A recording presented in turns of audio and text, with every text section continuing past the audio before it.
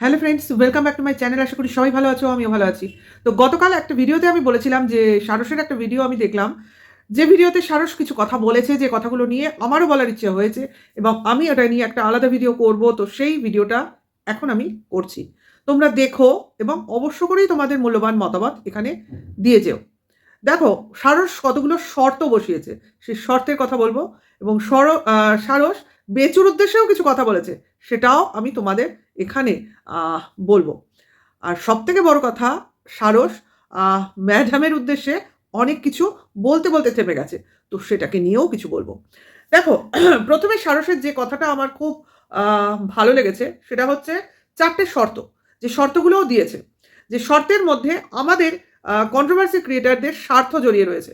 অর্থাৎ এই জিনিসগুলো আমরা প্রত্যেকেই চাই। এটা সারস বললেও এইগুলো আমাদেরও বলা কথা, কেউ মানুক আর না মানুক। আমার মনে হয় সবাই মানবে, এমন কোনো এটা বিশাল অন্যায় হয়ে যাচ্ছে না যে সারস আমাদের অপোনেন্ট বলে ও যেটা বলছে সেটা মানে আমরা মানলে গর্হিত অপরাধ হয়ে যাবে, সেটা নয়। আমাদের অপোনেন্টের লোকেরাও তো কিছু ভালো কথা বলতে পারে, যে কথাগুলো আমাদেরও ভালো লাগতে পারে। সেটাই হলো কথা। এখন টিনার বিরুদ্ধে যখনই ও দাঁড়াবে তখনই আমরাও রুখে দাঁড়াবো, এটা তো সত্যি কথা। কারণ টিনার জন্য টিনার বিরুদ্ধে বলতে গেলে ওকে প্রুফ নিয়ে বলতে হবে। ওই আছে আমাদের কাছে, ওই আছে আমাদের কাছে, তমুক আছে, ওই একটু শ্যাডো দেখিয়ে দিলাম, ওই একটু ছায়া দেখিয়ে দিলাম, ওইভাবে প্রুফ হয় না, ঠিক আছে? ওইভাবে হয় না। ওইখানকার মাথা, ওইখানকার ছায়া, ওইখানকার জামা, ওইখানকার জামার হাতা, কার পেছনে কে আছে, ওটা প্রুফ নয়, ঠিক আছে? ওটা ও ছেলে মানুষই করে, করুক, সেটা নিয়ে আমাদের কথা নয়। কিন্তু যখনই ওই ধরনের কথা বলবে তার বিরোধিতা আমরা করবো, ঠিক আছে?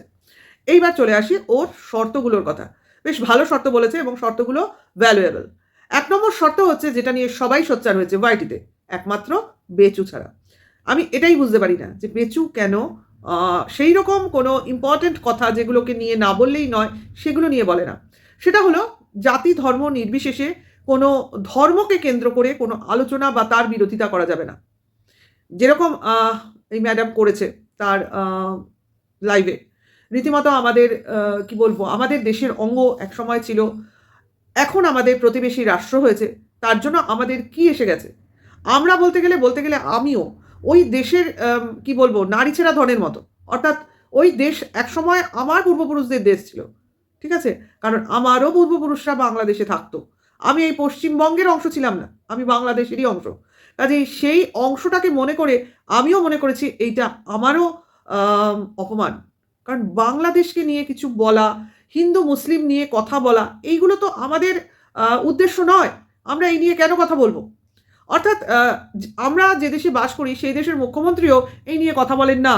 কারণ আমাদের দেশ হচ্ছে গণতান্ত্রিক সর্বধর্ম সমন্বয়ের দেশ।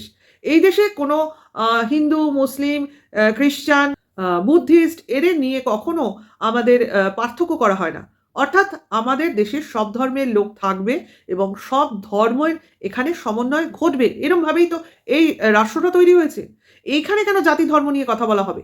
আমাদের দেশেও কি কেউ থাকে না যারা অন্যায় করছে? তাহলে সেখানে বাংলাদেশে কি অন্যায় হচ্ছে হিন্দুদের উপর, সেটাকে আমরা এখানে মানে ওয়েস্ট বেঙ্গলে বসে বা ইন্ডিয়ায় বসে সেটাকে নিয়ে আমরা এখানে বসে বিচার করব, এটা তো ঠিক জিনিস না। কেউ অন্যায় করছে, তো সেই অন্যায়টা আমরাও করতে পারি না, তাই না? কাজেই যে অন্যায় করছে সে তার কি বলবো, তার অন্যায়ের শাস্তি সে ঠিকই পাবে। সেটাকে নিয়ে কাউকে ধরতে না পেরে বা তার অন্যায়ের শাস্তি না দিয়ে টোটাল একটা জাতি তুলে আমি তাদের নিচু করে দেখাবো, তাদের উঁচু-নিচ কথা বলবো, এটা কোনো শিক্ষিত লোকের পরিচয় নয়। ঠিক আছে? তো সেই ব্যাপারে ও যেটা বলেছে যে জাতি ধর্ম নিয়ে এইভাবে এই অন্তত এই কমিউনিটিতে বা এই ধরনের আমাদের কন্ট্রোভার্সি ক্রিয়েটরদের এই যে আম একটা জোন আছে এই ওয়াইটিতে, এইখানে এই ধরনের কথাবার্তা বলা যাবে না। একদমই ঠিক বলেছে। বলবে কেন? বলা তো উচিতই না। সেখানে ও বলেছে বলা যাবে না। ঠিকই বলেছে। এর সঙ্গে আমি পুরোপুরি সহমত পোষণ করি। নেক্সট যেটা বলেছে, অর্থাৎ আমরা সবাই এখানে নিরপেক্ষ কনটেন্ট ক্রিয়েটর, অর্থাৎ স্বাধীন কনটেন্ট ক্রিয়েটর। আমরা কাকে নিয়ে কনটেন্ট করব, কি নিয়ে কনটেন্ট করব, সেটা আমাদের সিদ্ধান্ত। আমাদের সিদ্ধান্তের ওপর কেউ হস্তক্ষেপ করবে না। অর্থাৎ আমাদের কেউ বলে দেবে না তুমি এটা নিয়ে কনটেন্ট করো বা ওটা নিয়ে কনটেন্ট করো না। এটা তো একদম সঠিক কথা। এটা আমাদের মনের কথা, আমার মনের কথা। যেটা ওর মুখ দিয়ে বেরিয়েছে আমিও বার করলাম। এটা সত্যিকারের সেকেন্ড পয়েন্ট হিসেবে ও রেখেছে। এখন আমার গুলিয়ে যাবে ফার্স্ট, সেকেন্ড, থার্ড, ফোর্থ, এটা বড় কথা না। ও 4টে পয়েন্ট রেখেছে, এবার ওর পয়েন্টগুলোকে আমি আমার মুখ দিয়ে বলছি। ওই ফার্স্ট, সেকেন্ড, থার্ড, ফোর্থ হয়তো এদিক ওদিক হবে, সেটা একটুখানি ভুলচুক করে তোমরা মেনে নিও, ঠিক আছে? এদিক ওদিক হতে পারে। ঠিক আছে, এবার 3 নম্বর পয়েন্টেও কি বলেছে যে এই যে উনি বা কেউ এসে কোনো কেস বা কোনো প্রবলেম দেখাশোনা করছেন, তো সেই প্রবলেম নিয়েই যেন সেখানে কথা বলা হয়। নিজের পাওয়ার, নিজের পজিশন, নিজে কি করতে পারেন এই আলফাল গল্প যেন সেখানে না হয়। বা মানে যে বিষয়বস্তুটাকে নিয়ে কথা হচ্ছে, সেই বিষয়বস্তুর বাইরে গিয়ে কথা না হয়। অর্থাৎ আমি কত পাওয়ারফুল এসে দেখে যাও, বা আমি কত পাওয়ারফুল তোমরা বিশ্বাস করো, এই ধরনের আলফাল, বা আমি ওখানে গিয়ে অমুক করে ফেলেছি, আমি ওখানে গিয়ে তমুক করে ফেলেছি। এই ধরনের কথাবার্তা বলে নিজের মানে কি বলবো পাবলিসিটি এইগুলো বন্ধ করা হোক। এইটা নিয়েও কথা বলেছে। তো ৪ নম্বর পয়েন্টটাকে সারস বেশ গুরুত্বপূর্ণ পয়েন্ট হিসেবে রেখেছে। তো সেটাকে আমিও গুরুত্বপূর্ণ পয়েন্ট হিসেবে রাখি। ফার্স্ট পয়েন্টটা আর ফোর্থ পয়েন্টটা সত্যিকারের সবথেকে বেশি গুরুত্বপূর্ণ। অর্থাৎ এই প্ল্যাটফর্মে এসে কন্ট্রোভার্সি ক্রিয়েটরদের ধমকি-চমকি দেওয়াটা বন্ধ করতে হবে। অর্থাৎ আপনি এটা বললেন, আপনার বিরুদ্ধে কেস হবে। আপনি এটা বললেন, আপনার বিরুদ্ধে অমুক হবে। আপনি এটা বললেন, আপনার চাকরি খেয়ে নেওয়া হবে। আপনি এটা বললেন, আপনার বাড়িতে লোক যাবে। আপনার ছেলের স্কুলে লোক যাবে। এই ধরনের ধমকি, চমকি, হুমকি এই জিনিসগুলো যেন বন্ধ হয় ইমিডিয়েট। কারণ এগুলো একরকম গুন্ডাগার্দি। অর্থাৎ তোমার উপর আমি আমার প্রভাব বিস্তার করতে চাইছি। অর্থাৎ তোমরা আমার কথা শোনো, মানো, না হলে আমি তোমার বিরুদ্ধে স্টেপ দেবো। অর্থাৎ আমি ভয় দেখাচ্ছি। কাজে এই যে ৪ টে পয়েন্ট ও রেখেছে, যেটা কিনা আমারও মনের কথা বা আমারও ৪ টে পয়েন্ট হিসেবে আমি রাখছি, সেটা কার, কার পছন্দ অবশ্য করেই আমাকে জানিও। কারণ এই পয়েন্টসগুলোর বাইরে সত্যি করেই আমাদের কন্ট্রোভার্সি জোনটাতে না যাওয়াই উচিত কিছু লোকের। কারণ তার তো অ্যাকচুয়ালি সারস যেটা বলেছে, উনি কে? উনি ওনার পজিশনে উনি কেউকেটা হতেই পারেন। কিন্তু ইনি ওয়াইটিতে কি করছেন? বা ওয়াইটিতে উনি কন্ট্রোভার্সি জোনে কি করছেন? এটা কিন্তু প্রথম প্রশ্ন। অর্থাৎ উনি কি কন্ট্রোভার্সি ক্রিয়েটর যে কন্ট্রোভার্সি জোনে বসে রয়েছেন? এখানে তো কোনো উকিল বলো, জাজ বলো, এদের তো এখানে কোনো কাজ নেই। আর ওয়াইটিটা এই বিচারালয়ও নয় যে এখানে বসে কেউ কারো বিচার করবে, কেউ কাউকে শাস্তি দেবে। এটা তার স্থান নয়। এটা কোনো কোর্ট রুম নয়। তাহলে এখানে উনি কি করছেন? এখানে ওনার ডেজিগনেশন কি? এখানে উনি যদি কোনো ব্লগারের লিগাল টিম হিসেবে থাকেন, তাহলে বা লিগাল টিমের হেড হিসেবে থাকেন, তো এখানে উনি কোন পজিশনে আসেন? এটা তো প্রশ্ন। উনি এখানে করছেনটা কি? ওয়াই? উনি এখানে কোন বসিং করতে এসেছেন? কেন আমরা ওনাকে বস হিসেবে মেনে নেব? ওয়াই? এখানে ওয়াইটির আন্ডারে আমরা কাজ করি, যেটা আমি বহুদিন আগে বলেছি। ওয়াইটি আমাদের নানান রকম কমিউনিটি গাইডলাইন্স দিয়ে রেখেছে।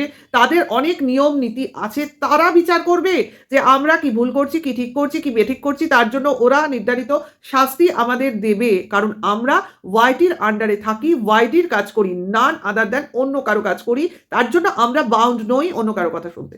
একদম সঠিক বলেছে, ক্লিন অ্যান্ড ক্লিয়ার বলেছে। কিন্তু আমি বলবো সারস, আজকে এতদিন পর কেন তোদের ঘাড়ে বন্দুক রেখে যখন তোদেরই গুলি করছে, তখন তোদের টনক নড়লো কেন?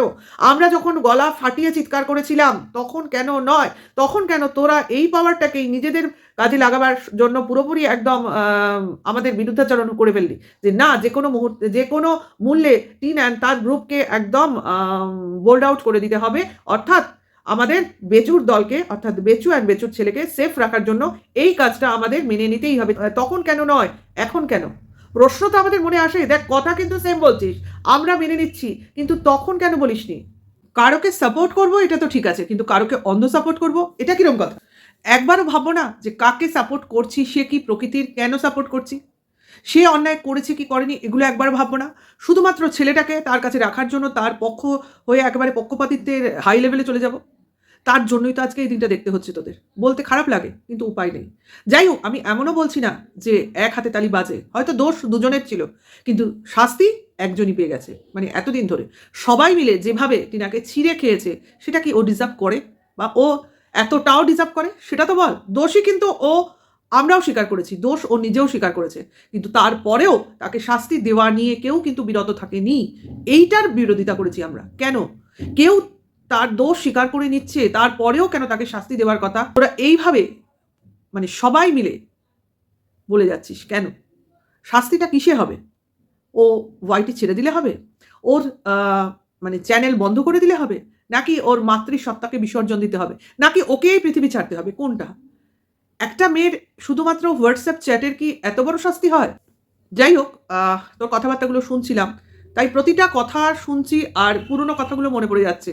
যে এই কথাগুলো আমরাও বলেছিলাম যে কারোকে বা কারোর উপর ডিপেন্ড করছিস, ভালো কথা। মানে কেউ তোদের এই ভরাডুবি থেকে বাঁচাবে বা তোদের জিতিয়ে দেবে এই ধরনের আশ্বাস দিচ্ছে, তাতে তোরা বিশ্বাস করছিস, এটা খুবই ভালো কথা। কিন্তু শেষ অবধি এই জিনিসটা টিকে থাকবে তো? আজকে তোকে বলতে হচ্ছে সম্মান করি, কিন্তু তারপরেও বলছিস যে এতটাও কারোর উপর ডিপেন্ডেন্ট হওয়া উচিত নয়। কেউ কাজ ছেড়ে চলে যেতে চাইছে, তাকে এত তেল দেওয়াও ঠিক নয়। অর্থাৎ তার সঙ্গে তুই এটাও বলেছিস যে কারোর জন্য কোনো কাজ পড়ে থাকে না। একদম সঠিক কথা, একদম সঠিক কথা। এটা আমরা অহরহ আমাদের দৈনন্দিন জীবনে বুঝি, যে আমরা মনে করি ইস আমরা না থাকলে আমাদের ছেলেমেয়ের কী হবে, ইস ছেলেমেয়েরা ভাবে বাবা মা না থাকলে কী হবে, কিন্তু কিছুই হয় না। যার যা করার, যার যা হওয়ার সে সেটা হয়েই যায়, যেটা যার ভাগ্যে আছে। কাজে আমি না থাকলে যে কোনো কিছু হবে না এটা যে ভাবে, সে মূর্খ, তার মতো বড় মূর্খ আর কেউ নেই, ঠিক আছে? এবং অন্য লোকেও ভাবে ও না থাকলে আমার কী হবে, সেটাও বড় মূর্খামি। কারণ কাজ কখনো থেমে থাকে না, আর উপকার করার মতো লোকেরও অভাব নেই, শুধু তাকে চিনে নিতে হয়। একদম সঠিক কথা বলেছিস সারস। তোর এই বয়সে যা তোর কথা শুনছি, তাতে বুঝতে পারছি তোর অভিজ্ঞতা আছে, কিন্তু অন্য জায়গায় তুই তোর অভিজ্ঞতাটা মানে অন্যায়ের জায়গায় অভিজ্ঞতাটা কাজে লাগাচ্ছিস, মানে অন্যায়ের পথে তুই অনেক দূর যাবি এটুকু আমার মনে হয়, কারণ তোর মধ্যে অনেক রকম সম্ভাবনা রয়েছে, কিন্তু তুই সেটার বাজে ইস্তেমাল করছিস। যাই হোক, সেটা বড় কথা না। তুই একটা বড় প্রশ্ন ছুড়ে দিয়েছিস বেচুর দিকে। হ্যাঁ, বেচু সেদিন বসতে পারছে না, কথা বলতে পারছে না, একটা অস্থিরতা তার মধ্যে কাজ করছে, মুখে বলছে ঘুম পেয়েছে, যেন ঘুমের দেশেই ওর বাস। খুব সুন্দরভাবে বলেছিস, মজা করে বলেছিস, কিন্তু একদম ঠাট্টার ছলে উচিত জবাব দিয়ে দিয়েছিস। তার সঙ্গে এটাও বলেছিস যে তোমার লিগাল অ্যাডভাইজার সে তোমার হয়ে কথা বলে, তাহলে তুমি কি শিখিয়ে দিয়েছো যে এই দেশ, জাতি, ধর্ম, হিন্দু, মুসলিম নিয়ে কথা বলতে থাকে? এই প্রশ্নটা তুই ছুড়ে দিয়েছিস বেচুর দিকে, কারণ বেচুর ফার্স্ট ডে থেকে তোরাই ওর মানে ব্যাকবোন হয়ে দাঁড়িয়ে রয়েছিস, ওকে প্রোটেক্ট করেছিস। অর্থাৎ তার মানে ফলশ্রুতি হিসেবে তোরা তো এইটুকু চাইতেই পারিস যে অ্যাটলিস্ট তোদের হয়ে বেচু কিছু বলবে। এটা স্বাভাবিক, এটা মানে এই চাওয়াটা কোনো বেশি চাওয়া নয়, এটা তোর সঙ্গে আমি একমত। এবং তার সঙ্গে সঙ্গে তুই এটাও বলেছিস যে তুমি কি শিখিয়ে দিয়েছো তোমার লিগাল অ্যাডভাইজারকে এই কথাগুলো বলতে? আর যদি না শেখাও তাহলে এই প্রশ্নটাও তার দিকে ছুড়ে দিয়েছিস তুই জিজ্ঞাসা করতে, যে তাহলে কেন বলছেন উনি এই ইন্টারন্যাশনাল প্ল্যাটফর্মে বেচুর পাশে দাঁড়িয়ে, বেচুর লিগাল অ্যাডভাইজার হয়ে সে কেন এই ধরনের জাতি ধর্ম নির্বিশেষে আক্রমণ ছুড়ে দিচ্ছেন, অর্থাৎ বাংলাদেশিদের অপমান করছেন? এই কথাটা তুই জিজ্ঞাসা করতে বলেছিস। তা বেচু কতটা তোর কথা শোনে সেটা তোকেও দেখতে হবে, আর আমরাও দেখব। কারণ তুই বলতে বলেছিস কোনো ভিডিওর মারফত, কোনো লাইভের মারফত বেচুকে এই ব্যাপারটা ক্লিয়ার করতে বলেছিস। এইটুকু তোরা চাইতেই পারিস, এটুকু আমরাও দেখতে চাই। কারণ বেচু কতটা নিজেকে মানে কি বলবো, নিরপেক্ষ রেখে তোদের সাপোর্টার হিসেবে, তোদের বড় দাদা হিসেবে তোর কথাটা রাখতে পারে। কারণ সত্যিকারের এটা জানা প্রয়োজন, তাই না? তো তোর কথাগুলোর সঙ্গে আমি পুরোটাই সহমত, এবং শুধু একটাই প্রশ্ন আমিও তোর উদ্দেশ্যে রেখে গেলাম, যে আগে কেন বলিসনি, এখন কেন বলছিস? কারণ তোদের হাতে ঘা লেগেছে তাই? মনে তো হয় রে ভাই। কারণ দেখ, কোনো মেয়ে আসলে হয়তো তোদের মনে হতে পারে, কারণ অনেক মেয়েই তো এরকম সুবিধাবাদী চরিত্রে, যেমন কিনা এই সাহা, এচু এদের দেখতে পাচ্ছি, তো সেরকমভাবেই তোরাও ধরে নিয়েছিলিস, নাও হয়তো সেরকম, কিন্তু আজকের ডেটে দাঁড়িয়ে হয়তো বা বুঝছিস যে অতটাও নয় যতটা তোরা ধরেছিলি। যাই হোক, সেটা তোরা যাই বলিস, যাই ধরিস, যাই ভাবিস, সেটা বড় কথা নয়, কিন্তু বেচু যে সুবিধার পার্টি নয় সেটা তো তুই বুঝতে পারছিস। এবং একটা কথা বুকে হাত দিয়ে বলবি তো, যে ছেলে বাবার কাছে থাকলে ভালো, তার নিজের বাড়িতে থাকলে ভালো, তার জন্মভিটেতে থাকলে ভালো, একদম সঠিক কথা। দাদু ঠাকুমার সঙ্গে থাকলে ভালো, কোনোটাই আমরা বিরোধিতা করছি না, কিন্তু মার সঙ্গে কেন থাকবে না রে? মা যেখানে ছেলের জন্য হন্যে হয়ে মরছে, সেটা তো ক্লিয়ার কর তোরা। মা তো দেখতে চাইছে, নিয়ে যাওয়ার কথা পরে। বাবা যদি রাখতে না পারে তো মা নেবে, এমন নয় যে ও কাস্টাডি মামলা করেছে, শুধু দেখতে চাইছে। আর এমনই নির্দয় বাবা যে কিনা ছেলেটাকে বলে রেখেছে মা মারা গেছে। ভাবতো একবার নিজের ক্ষেত্রে এই জিনিসগুলো, কেউ এরকম বাবা তোরা ডিজার্ভ করিস কিনা? আজকে বেচুর ভিডিওতে বেচুর মা বলছে বেচুর ছেলেকে, তোমার বাবাকে তুমি বয়সকালে দেখবে তো, তোমার বাবাকে তুমি বয়সকালে যত্ন করবে তো, বাজার করে এনে খাওয়াবে তো। আরে ভাই, বাজার করে এনে খাওয়াবে, কি করে খাওয়াবে? আমার প্রশ্ন করতে ইচ্ছা করছিল। আপনি রয়েছেন আপনার ছেলের ক্ষেত্রে তার বাবাকে খাওয়াবার জন্য, রান্না করে দেওয়ার জন্য। আজকে বেচুর ছেলে বাজার করে নিয়ে আসবে, রান্না করে দেবে, তার মা কোথায় রে ভাই? যে মা রান্না করে দেবে তার বরকে, বা তার বাবাকে খাওয়াবার জন্য তার মা রান্না করে দেবে, সে তো নেই। তখন আপনার নাতির বউয়ের আপনার সাহায্য নিতেই হবে, যদি আপনি বেঁচে থাকেন। আশা করি থাকবেন।